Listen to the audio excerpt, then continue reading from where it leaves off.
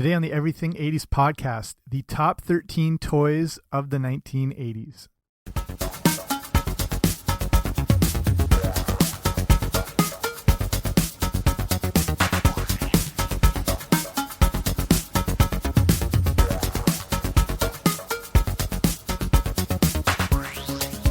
Hey, what's happening? How are you? Welcome back to the Everything 80s podcast. I'm Jamie. Thanks for coming on out today.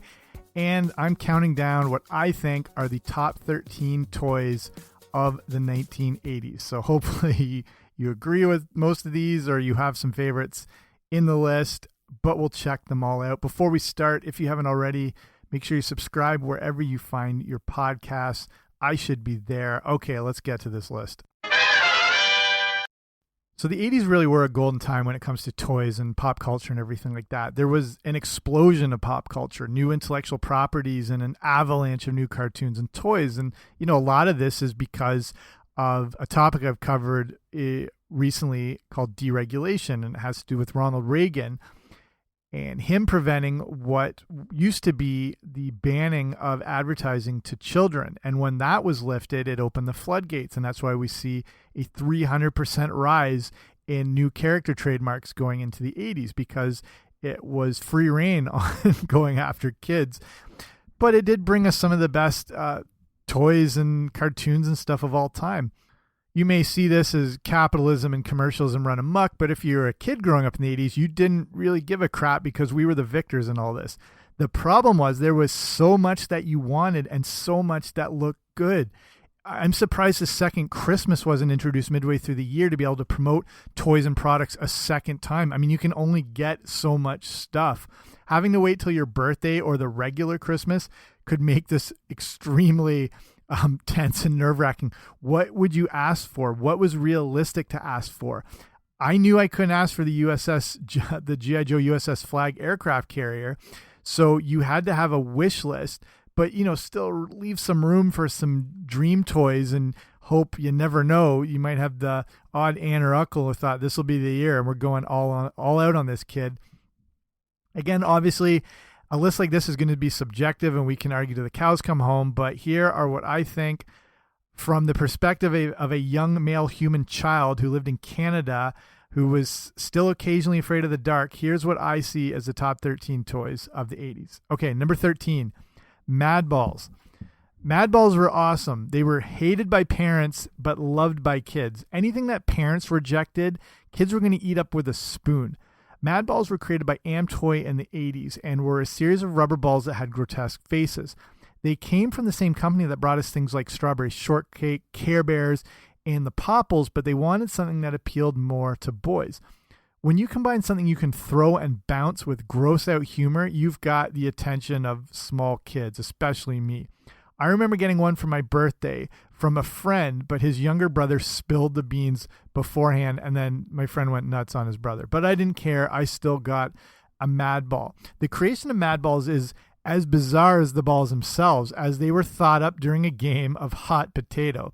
The designers thought that when the music stopped and you were the one holding the potato, what if you instead looked down and saw a grotesque face?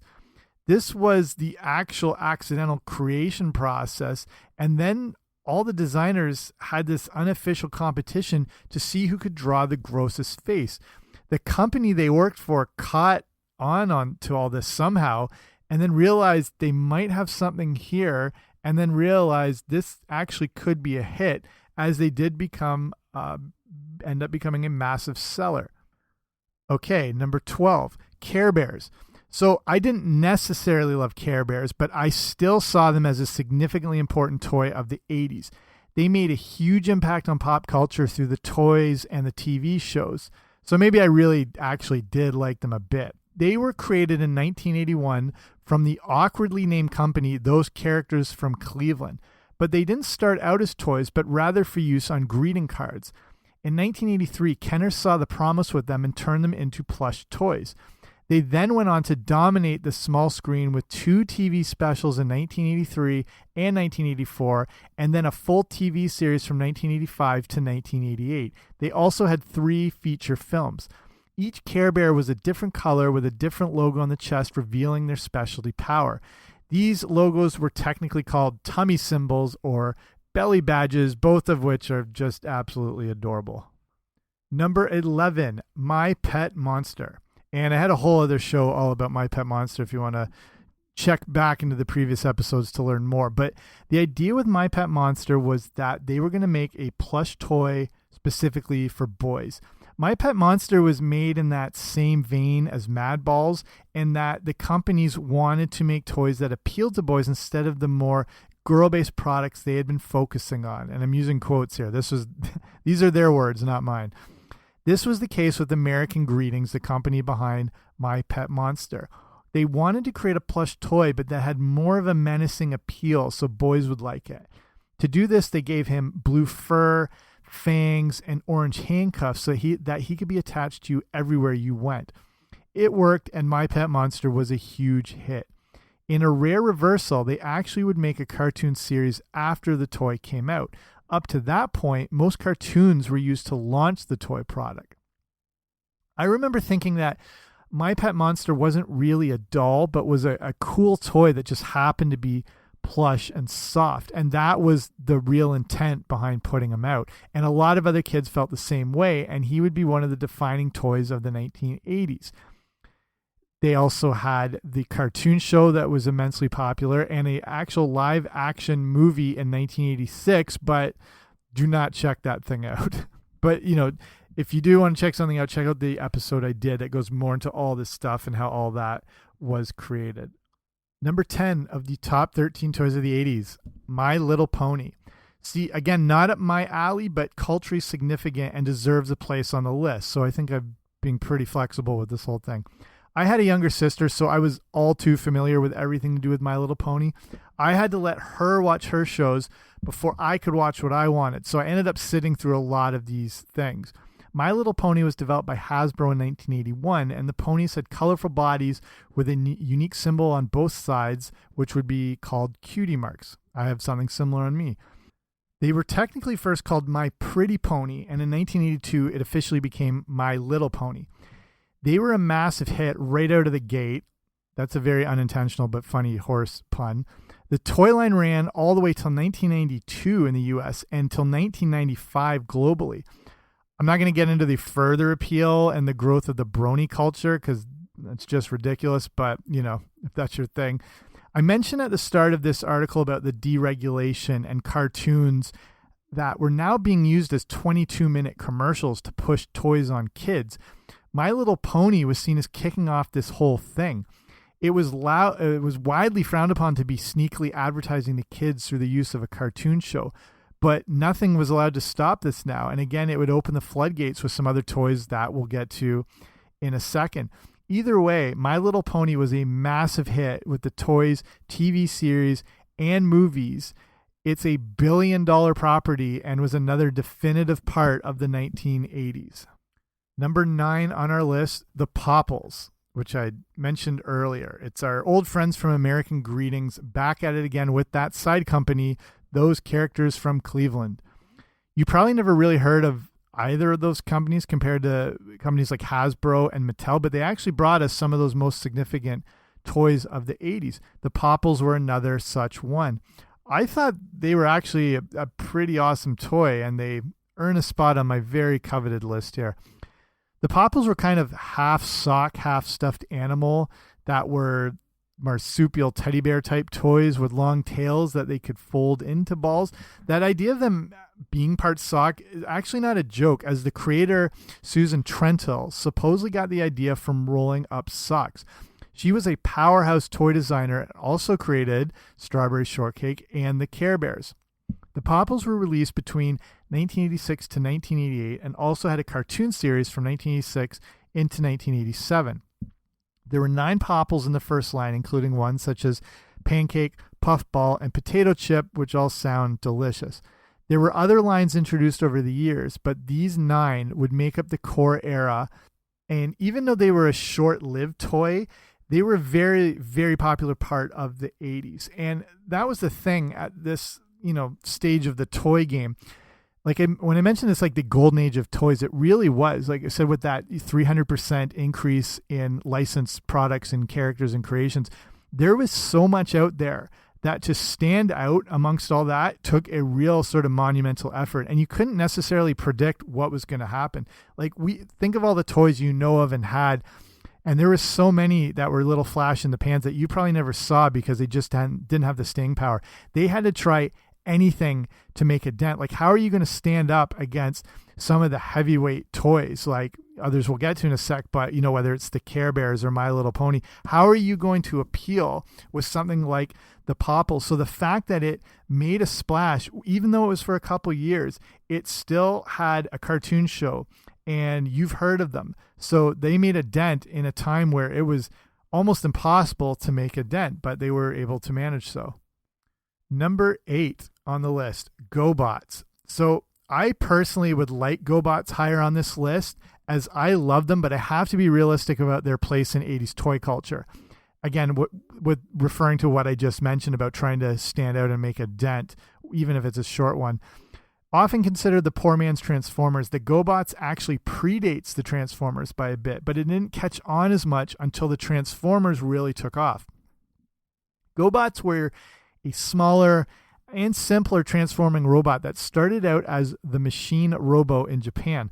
Tonka actually released them in 1983 as the GoBots and decided to give them something they didn't have in Japan, which was also the issue with Transformers, and that is giving them a backstory.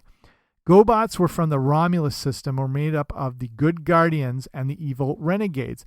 Again, all of this including backstory, characters, names, character personalities were all developed before Transformers. So they came out in 1983, and some of the toys would include Leader 1, Psykill, and Bug Bite. They were only 2 to 3 inches high and based on very basic vehicles like simple cars and planes. A cartoon series called The Challenge of the GoBots would come out on September 18th, 1984, debuting ahead of Transformers by 9 days.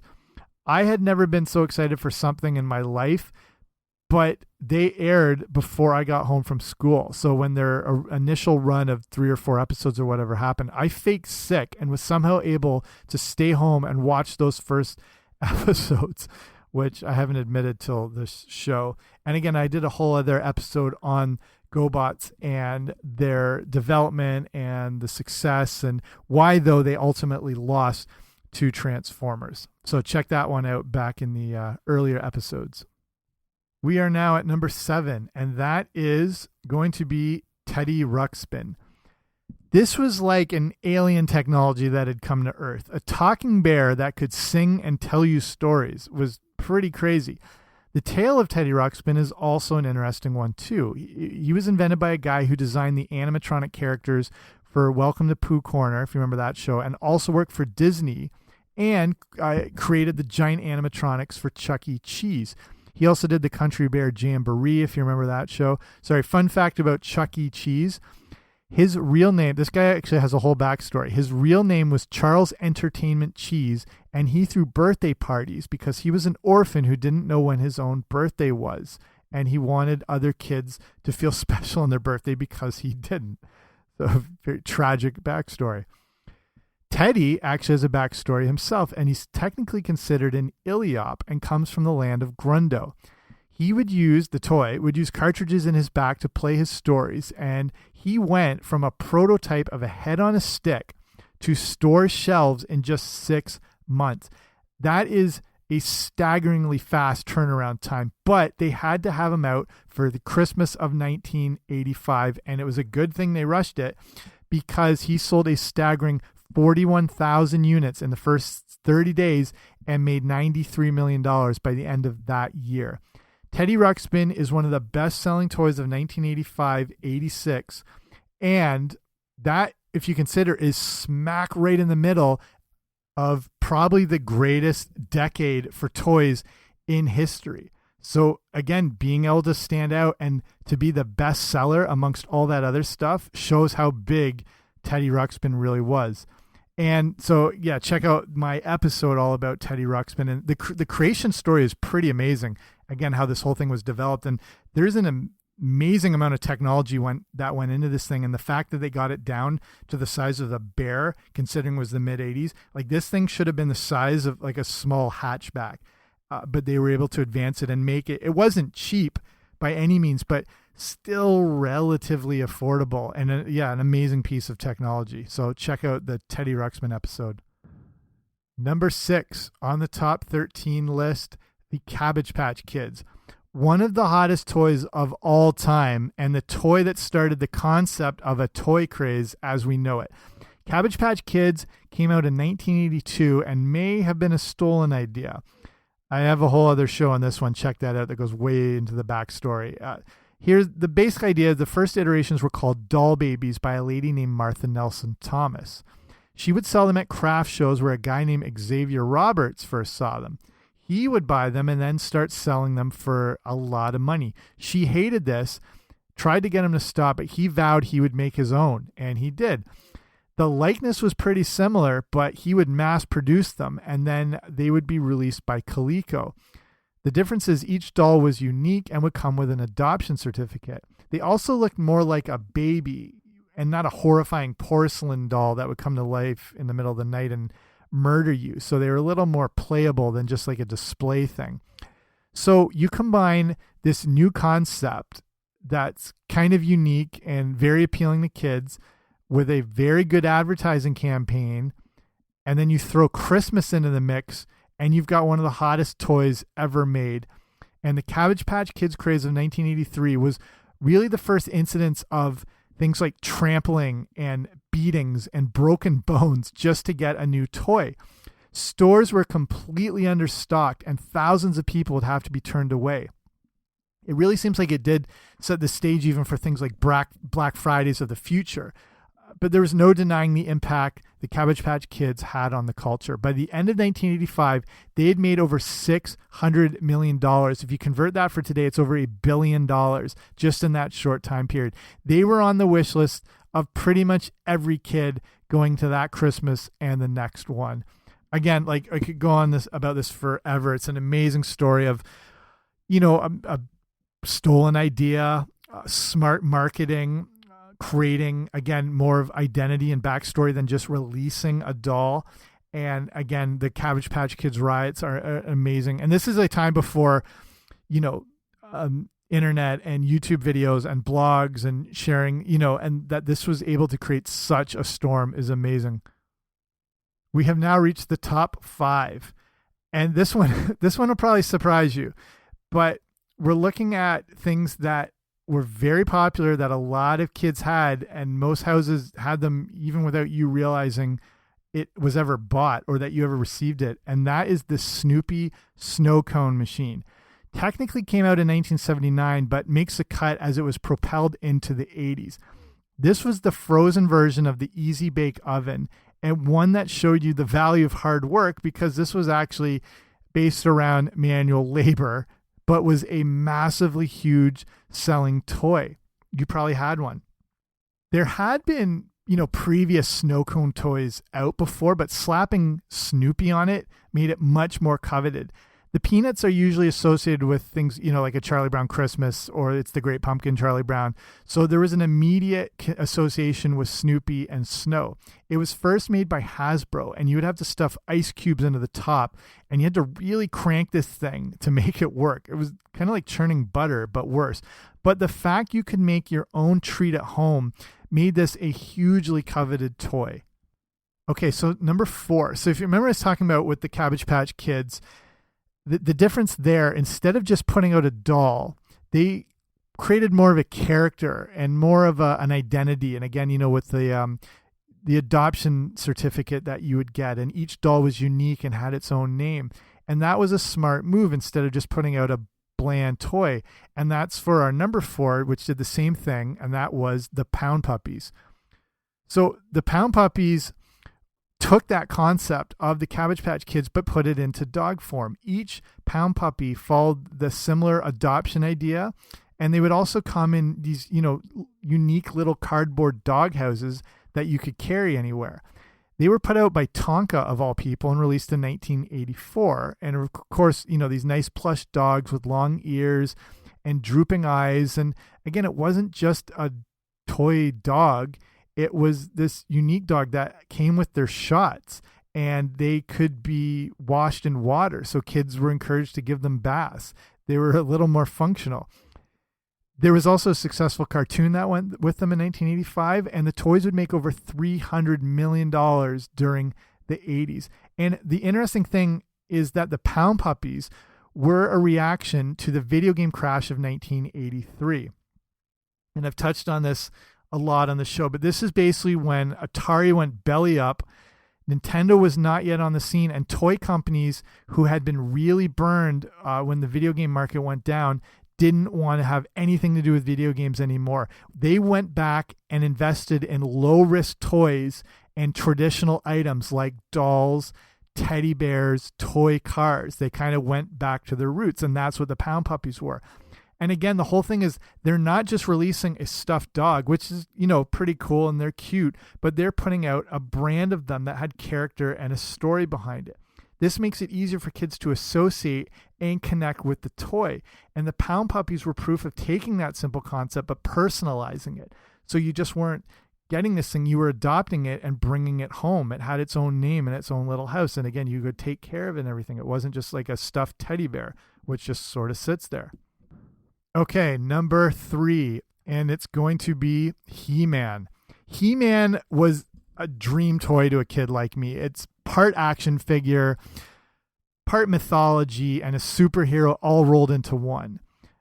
Here in the list, we're getting into the heart of it for the toys that were released because of TV shows. I talk about like My Little Pony and using cartoon shows as 22-minute commercials. This is where it's all coming into fruition. So He-Man and the Masters of the Universe was spellbinding for a kid like me, and is one of the few examples, though, of an original idea being launched successfully. The toy came out in 1983, but it was in development for years. They were influenced by the success of the Star Wars toy line, but if you remember those toys, they were very pretty. They were thin and flimsy. With He-Man, you got a more solid, muscular action figure, and it just felt like better value. They had one of the best mythologies of any toy, with the story of Adam from Eternia and his transformation into He-Man by the power of Grayskull. The toys were amazing, and they included characters like Skeletor, Cringer, Man-at-Arms. It also included what is arguably the greatest playset ever released in Castle Grayskull. So all in all, you've got this perfect combination of all these different aspects that made it one of the most successful toys of all time. Okay, at number 2, and you can probably see where this list is going, but number 2, G.I. Joe. G.I. Joe, of course, goes back to the 60s, but the new iteration in the 80s made it one of the best of the decade and one of the best toys of all time. Again, if My Little Pony was seen as kicking off the era of advertising directly to children, G.I. Joe took it to the next level. Put out by Hasbro, they were also influenced by the Star Wars toy line. The original G.I. Joes from the 60s were 12-inch figures with real cloths and furry heads. If you've ever seen one of those things, they could actually get moldy. That's how weird those toys were designed. So, partly due to oil shortages and the success of the smaller Star Wars toys, G.I. Joe was also shrunk down to 3.75 inches and reintroduced in 1982, just in time to have no restrictions on how it was going to be marketed. The cartoon came out in 1983 and ran till 1986. And even though it was creative, it was 100% used to market the toys. If you remember the old shows, each episode was pretty much devoted to introduce a new character or a vehicle. And in each episode, every character, watch this. I don't know if you ever watch these things back, but if you remember or check them out, whether it's My Little Pony or G.I. Joe or any of these things, every character was always referred to by their full name, as were the vehicles. This is so you knew the exact name of the toy that was subsequently being released along with it. But whatever, this worked for me and pretty much every other kid in North America and around the world. You had an amazing war hero story, versus the bad guys of Cobra, and the coolest action figures and toys and vehicles ever made. And they released a crap load of them. There were over 200 vehicles alone and hundreds of action figures, basically enough to sink a battleship. And speaking of that and battleships, they put out the largest toy ever released that I mentioned at the start, the G.I. Joe USS Flag, a massive 7-foot-long aircraft carrier. that if you owned one, I hate you. Because I don't know anyone who owned this thing. You had to be so rich first to afford it. You had to be rich enough to have a separate room just to store this thing in and to to properly play with it. Not that I'm jealous, but that's G.I. Joe. And the number one toy of the 80s, and I assume you see this coming, Transformers. And was there any doubt? If you're seeing where my tastes lie, there's no surprise to this. And to me, the best toy of the 80s. It was two toys in one, and it combined all the great things mentioned in all these previous toys.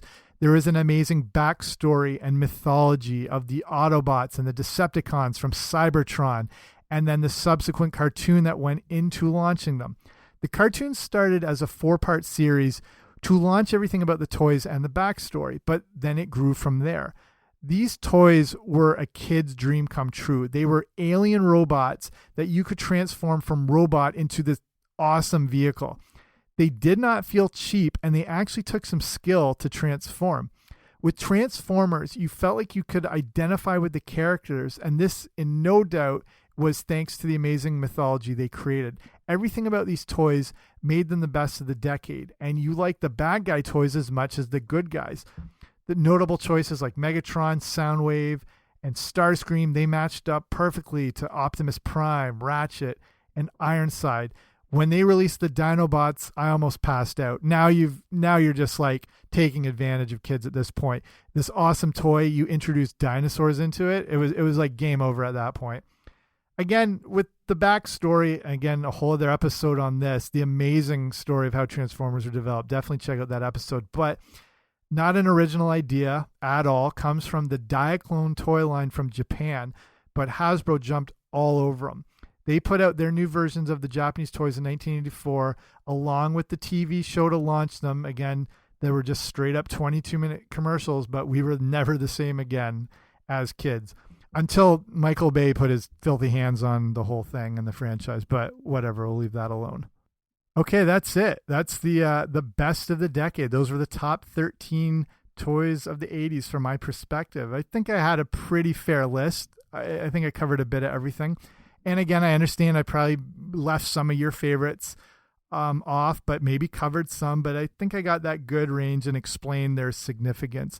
So, as I've basically been alluding to, this was the golden age of toys. And if you grew up in it, you knew how lucky you were to have these things that really did help shape your childhood. So I hope you enjoyed this, and thank you for listening. And if you haven't, again, already subscribe wherever you find your podcast. I should be there. Leave it a rating and review if you really liked it. Feel free to share it around with other people who might appreciate this sort of thing. But I appreciate you taking the time to listen to the show. I know there's 8 trillion podcasts out there now, so the fact you're listening to this one means quite a lot. So thanks for your time, and I'll talk to you soon. Bye.